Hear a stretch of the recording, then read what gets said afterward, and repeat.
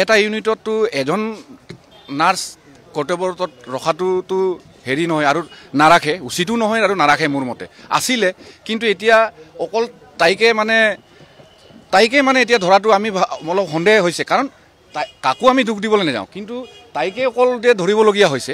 কাৰণ তাতটোতো এটা নাইট ডিউটিত থকা বস্তুটোতো অকলেতো কেতিয়াও ডক্টৰো আছে, আপোনাৰ ডাঙৰ সৰুবিলাকৰ ডাঙৰবিলাক ঢাক খাই আছে, সৰুবিলাক এইটো হৈ আছে। নহয়, আমি এতিয়া গোটেই প্ৰক্ৰিয়াটো সত্য অসত্যটোতো এনেও উদ্ভাৱন হ'বই। আৰু যিবিলাক যদি তাই যদি হেৰিত গাফিলতি কৰিছে, এই ধৰক ডিউটিত গাফিলতি কৰিছে আৰু অন্যকেইটাও অকল তাই ইমান ইউনিটটো অকলে সি চম্ভালিব নোৱাৰে। আৰু মোৰ বিশ্বাস, মোৰ ইমান অভিজ্ঞতা নাথাকিলেও নিদিয়ে তেনেকুৱা। থাকে তাৰ লগত আৰু আছিলে, ডক্টৰ থাকিব, নাৰ্ছ থাকিব, অন্যান্য মানে বহুত থাকিব মুঠতে। ৰাতিটোত আৰু 30-32টা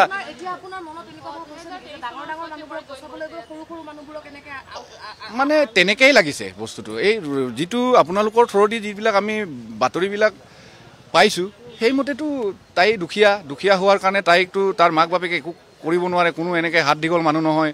দুখীয়া হোৱাৰ কাৰণে তাইকে মানে জাপি দিয়া নিচিনাই আমি এতিয়া পাইছোঁ, আহি পাই যিটো কণ্ডিশ্যন দেখিছোঁ।